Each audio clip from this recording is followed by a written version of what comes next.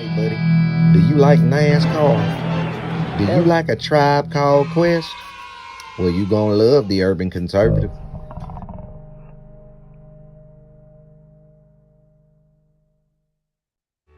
Do you like manwich and nachos? Well, then you'd love the Urban Conservative. Do you like guns? Do you like butter? Well, you're gonna love the Urban Conservative.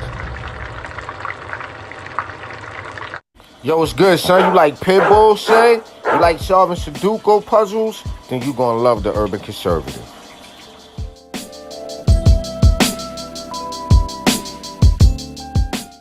Hey, buddy, if your car making a sound like this, you might want to get you some power steering fluid and check out the Urban Conservative podcast. Are you repulsed by the idea of drag queen story time at your local library, but enjoy Carol Baskin TikTok memes? Then you would enjoy the Urban Conservative. Just because you're black doesn't mean you have to vote Democrat. This year, in order to see benefits for our communities, we need to vote outside the box. Find out more by visiting us at tuconservative.com.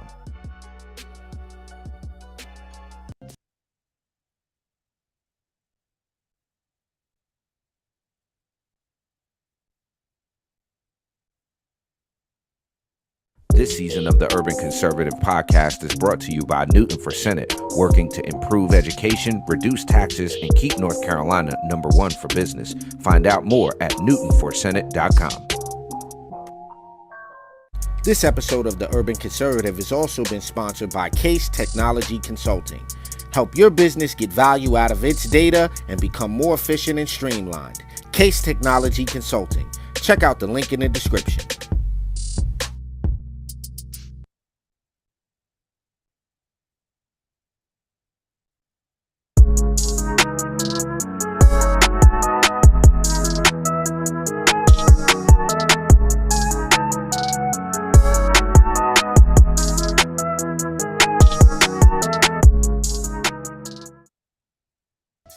What up, ladies and gentlemen? Top of the morning to you. This is Addul Ali. You're checking out the best 30-minute morning show on the planet. Welcome to Top of the Morning.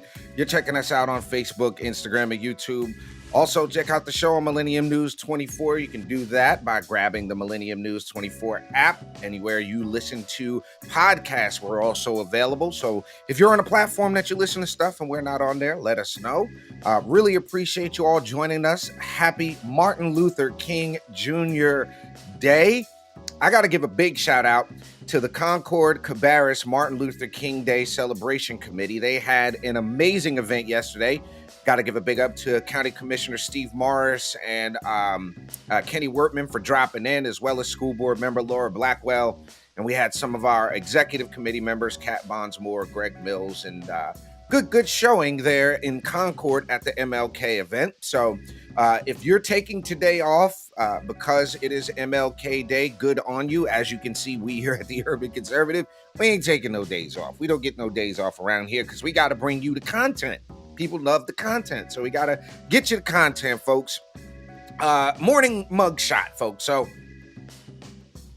this is where we are, all right?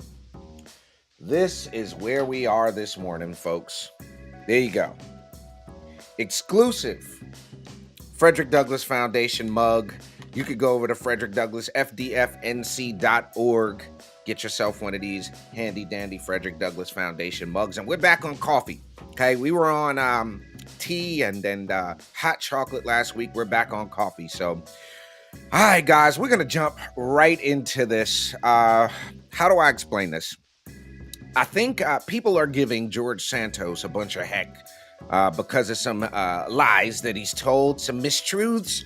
And somehow, for some reason, we seem to want to continuously give Biden a pass. At least the left-leaning media wants to give Biden a pass. We know he was not top of his class in law school. He was somewhere near the bottom of his class in law school. We know he was never a coal miner, a hard coal miner, anthracite coal, as he said. We know he never did that. We know he never went to jail to go visit Nelson Mandela. We know that. We know he didn't do any of that. But check this out. It gets better. So in honor of MLK weekend, Joseph R., and remember the R stands for really don't know where he's at. Good old Joseph R. took a trip to Ebenezer Baptist Church, which is the church of Martin Luther King. And how do I put this?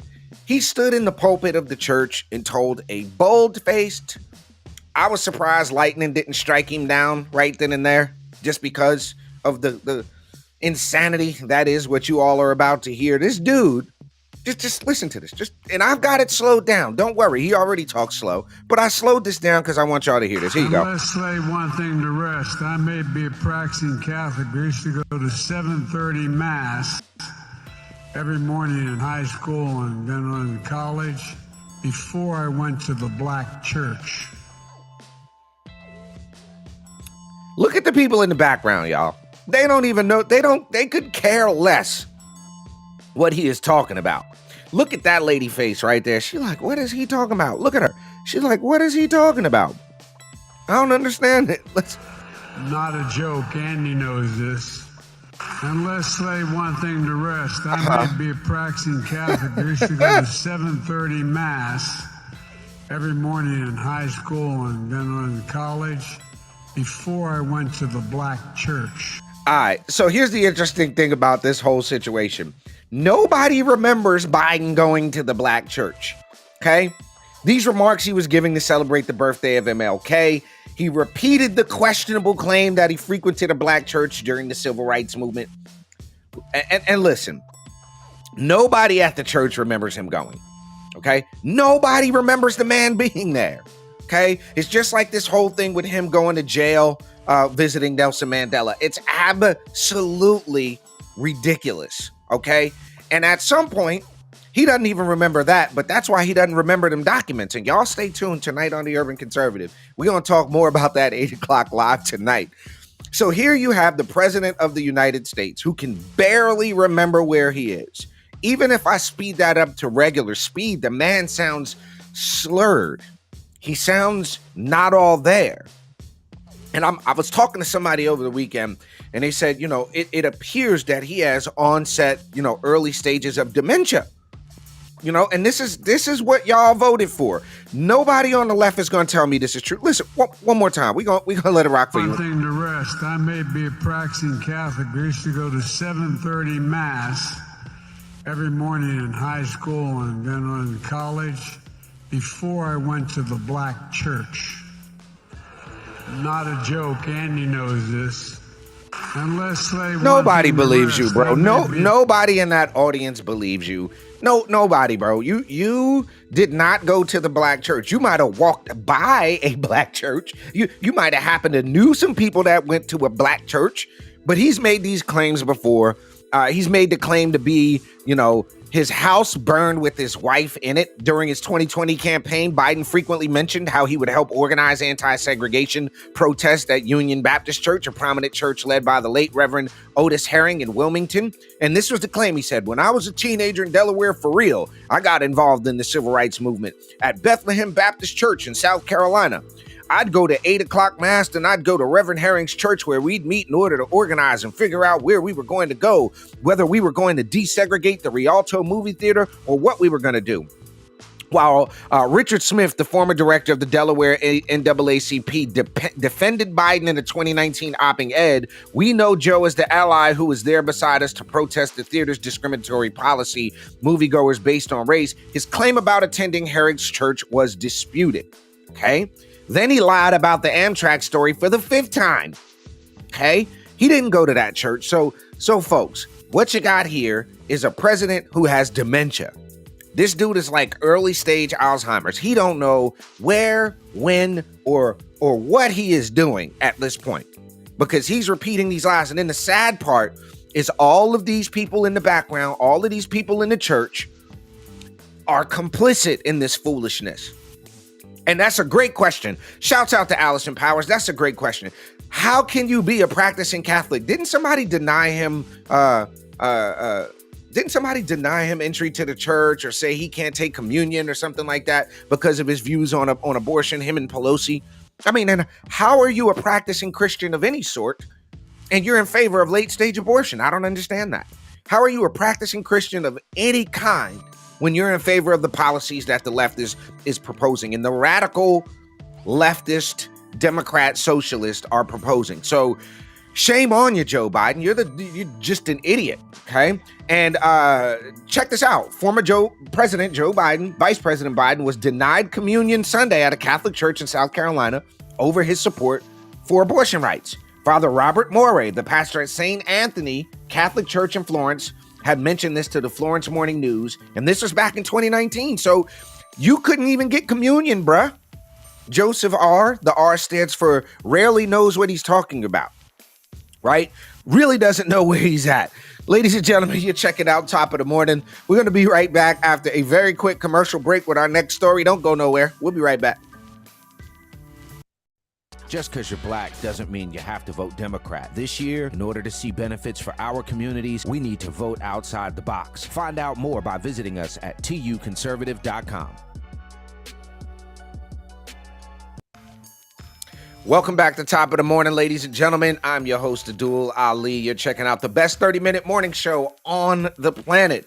If you appreciate what we do on the platform, go ahead and send us some love by getting that Hamilton plan over at tuconservative.com. It's good for a year. You'll get the blog, you'll get the news feed, and you'll get the special heads up when we're going to do events in a neighborhood near you. So again, that is tuconservative.com. Also, as you see on your screen, if you want to throw us some love on the Cash App, that is $TU Conservative. Make sure you jump on over to our YouTube channel, TUC Twins. Give us a follow there, and also hit that notification button so you know every time we go live. Again, mug shot of the morning. If you want a handy dandy Frederick Douglass Foundation mug, go ahead and support the foundation by visiting fdfnc.org. Now, second story of the day is going to be very interesting, folks. Before I mention this, one of the things that we do here is sometimes you guys get to come along with us on the journey that is learning, okay? Sometimes we don't know everything. A lot of times we don't know everything, especially about people in the media, in the news, public figures, politicians. We learned a whole lot about Kevin McCarthy last week during the whole speaker, a week and a half ago during the speaker vote. We learned how he was an independent small business owner and understood what it's like to grow a small business. People tend to throw folks under the bus when they say, oh, you're successful. And Walter Williams said it the best. He said, the wonderful thing about America is while you may know how someone ends up, that is, you may know they end up successful, you can never really be quite sure of how they started. And that is the beautiful thing about this country. And one of the things that I'm learning this morning is all about Marjorie Taylor Greene. Now, as you all know, President Trump has announced that he is seeking the Republican nomination for the presidency in 2024, but he has yet to announce a running mate, and there's a couple of names on that short list. One of the names that happen to be on that short list is our good friend here, Marjorie Taylor Greene. Now, the interesting thing about Marjorie Taylor Greene is I didn't know a whole lot about the lady, but it turns out she has a lifetime of business experience growing up working in her family's company. Back in 2002, she purchased Taylor Commercial, a commercial construction and renovation company, and the company has since managed about $250 million of construction projects. Now, what that tells me as a female in the construction business is she is no joke. She started, grew, and sold a thriving CrossFit gym in Georgia and has become one of the top CrossFit gyms in the country. And I guess that gives her a unique perspective on how to succeed from the ground up through true hard work and financial responsibility. Now, on the education front, she graduated from the University of Georgia, got a bachelor's in business administration. She's been involved in her community and her children's school and active on a national level as the national director of Family America Project. She is a Christian. 3 children, Lauren, Taylor, and Derek, and believes the best part of her life is being a mother and spending time with her family. She represents a portion of Georgia, for those that don't know.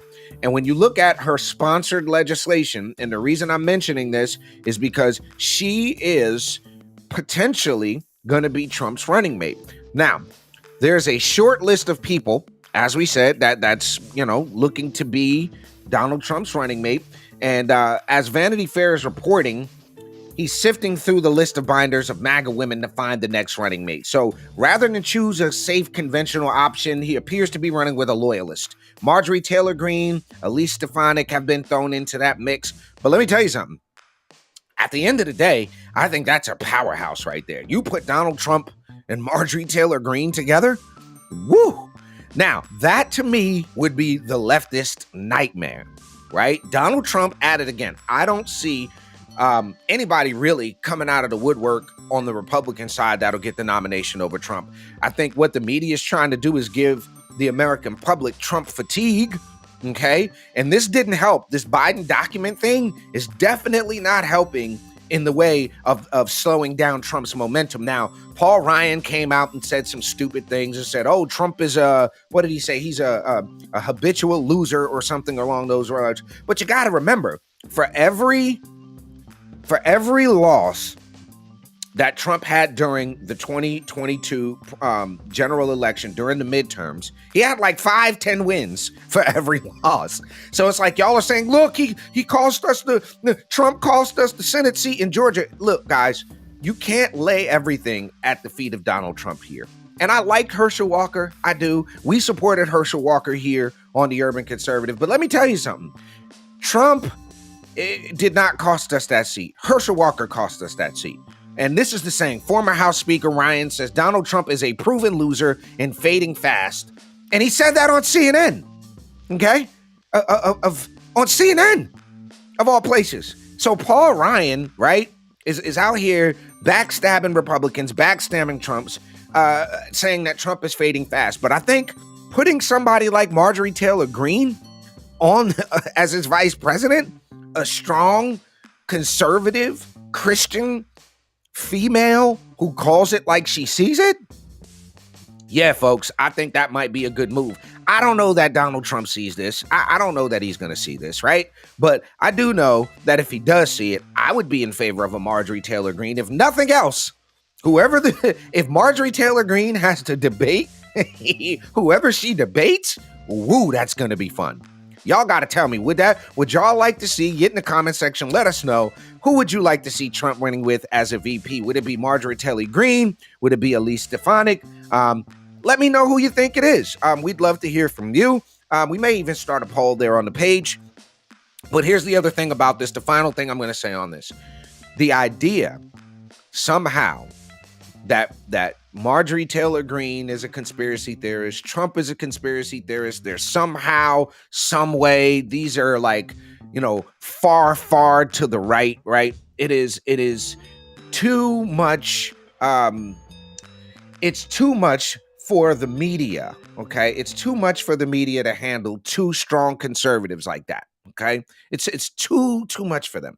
So we've got to take a look at this again. Y'all get in the comments. Let us know. Marjorie Taylor Greene, Elise Stefanik. Could you see him picking Ron DeSantis as a running mate? Who do you think Trump is going to grab as a running mate? The story right now is Marjorie Taylor Greene is in the forefront of that. So we are going to take a very quick commercial break right here on Top of the Morning. We're going to be right back in just a few moments with our last story of the day. Don't go nowhere. We'll be right back.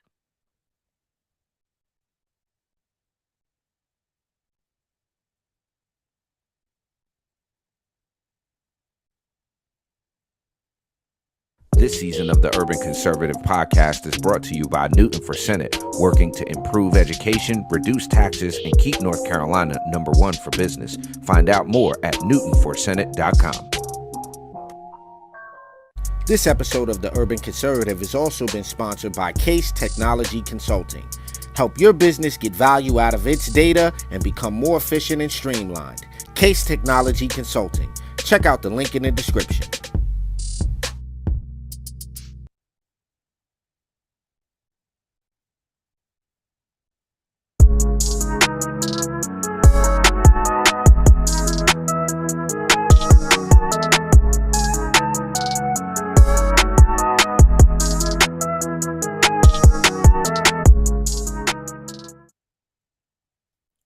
All right, folks, welcome back to Top of the Morning, the best 30-minute morning show on the planet. We appreciate you being here. My name is Addul Ali, and again, thanks for joining us. Very interesting. So, y'all know we've been critical of Gavin Newsom. We've been critical of California. We wished, for the love of God, we wished that Larry Elder would have become the governor of California. That would have been an amazing, amazing thing for us to have Larry Elder as California's governor. But this new law that got passed, that went into effect in California is absolutely ridiculous. We talked about this a little bit the other day. And before we head out of here today and talk about MLK and is the dream still alive? This idea that you will have illegal immigrants, okay? Illegal immigrants policing legal citizens. So this new law that goes into effect in 2023 changed the qualifications to become a police officer in California. Now, the San Diego, this is from the state senator lady who introduced the bill. The San Diego Police Department has lost over 500 officers since July of 2020. That's drastic. We need everyone we can to be able to be a police officer. However, we are not in favor of reducing the requirements and lowering the standards, said Sergeant Jared Wilson, speaking as president and on behalf of the San Diego Police Officers Association. They do have concerns about the new law that changed the qualifications. Prior to January 1st, you had to be a United States citizen or a permanent resident to qualify for that job. That is no longer the case. Anyone who is legally authorized to work in the United States, to work in the state of California with the proper green card or visa is eligible to become a police officer. Now, what this does, because this law is what they're saying, is that there are what California determines as a legal standard, and then there's what the federal government determines as a legal standard. And we all know, because we're all on the conservative side of things, that California is a sanctuary state. Y'all are all about giving some illegals some benefits. Y'all are all about getting them over there. Y'all are all about giving them the right to vote because you realize your grip on Hispanic and Black communities is dropping. You're losing your grip. Y'all are looking for every single way you can to perpetuate yourselves in power.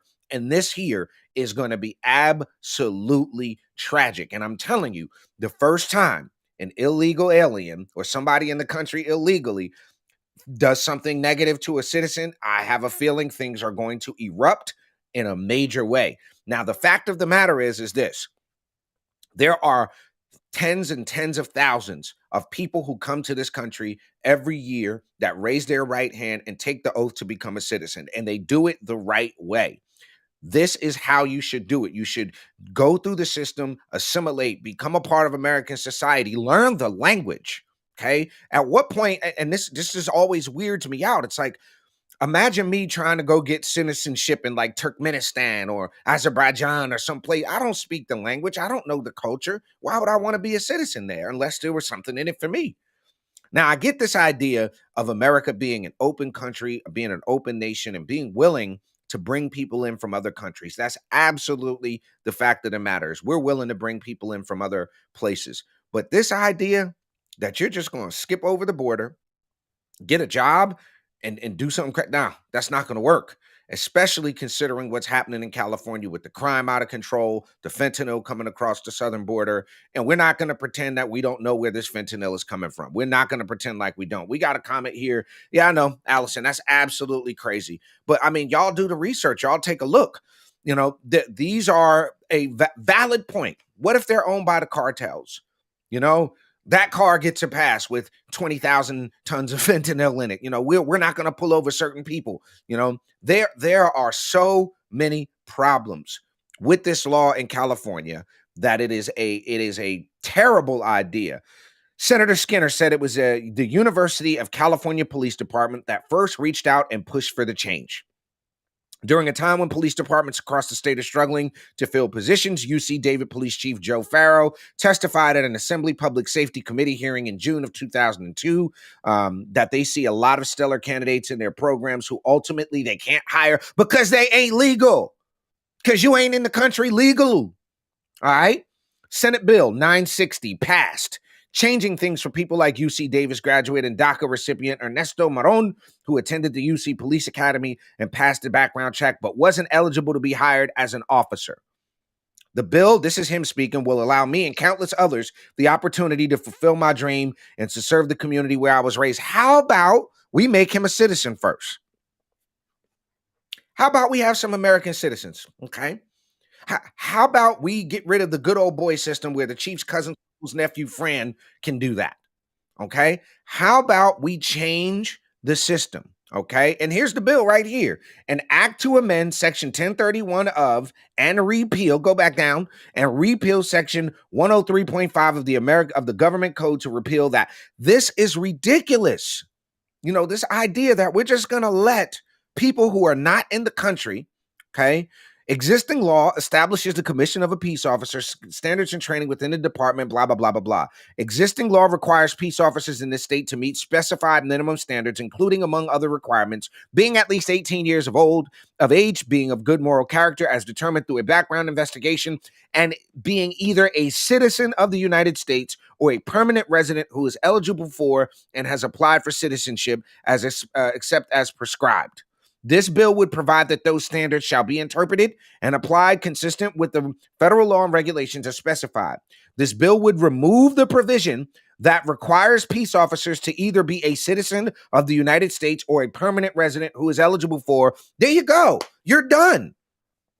It's no ifs, ands, or buts about it. This bill would remove the provision that requires peace officers to either be a citizen of the United States or be a permanent resident who is eligible for and has applied for citizenship, and would instead require peace officers to be legally authorized to work in the United States and make conforming changes. Come on, folks. This is not a good idea, okay? Under the existing law, the minimum education requirement for peace officers is a high school graduation from a public school or other accredited high school, passing an equivalency test or high school proficiency exam, or attaining a 2-year, 4-year advanced degree from an accredited institution. Existing law requires accreditation be from a state or local government agency, a regional accrediting association, an accrediting association recognized by the U.S. Department of Education, or an organization holding full membership in specified organizations, including advanced ed. This bill would revise the accreditation standards to include an organization holding full membership in Cognia. This is nuts, folks. This is absolutely psychotic, what they are attempting to do in California. I hope and pray that Republicans in California fight this tooth and nail. It's already passed a Senate bill, so it's law already. But you got to just think about what this means for our country, folks. Just think about what this means for the United States. We're going to take a real quick commercial break, and we're going to come back and talk about MLK before we cut out. You're watching Top of the Morning. We'll be right back. Just because you're black doesn't mean you have to vote Democrat. This year, in order to see benefits for our communities, we need to vote outside the box. Find out more by visiting us at tuconservative.com. Welcome back to Top of the Morning, folks. Addul Ali here. Thank you so much for being with us. It's MLK Day, so I think it's an interesting thing in 2023, Martin Luther King Jr. Day, how divided our country is along political lines. We here believe that the dream of Martin Luther King, that vision of people being judged by the content of their character and not the color of their skin, is alive and well. And I think a lot of us still believe that in this country. It is a very telling thing that in 2023 we have people who still want to divide us according to race, who want to divide us according to gender, who want to divide us according to sexual preference, who want to divide us according to religion. And that is not what Martin Luther King Jr. stood for. He stood for us acting together, working together, and being together, and to be in unity. So do we think the dream of Martin Luther King is alive? We absolutely do think that dream is alive here. We actually support that. We'll continue to fight to make sure things are equal, that the playing field is level for everybody. We hope that you enjoy your Martin Luther King Day. Just don't use this as a day to go watch football or to play basketball or to lay up. Be of service to somebody today if you can. Help your neighbor out. Help a friend out if you see somebody in need today. And just remember, we're all Americans at the end of the day. We shouldn't get lost in the fact that we're Democrats and Republicans, liberals and conservatives. We're all Americans. And if we don't paddle together and row together, we'll certainly sink together. So happy MLK Day.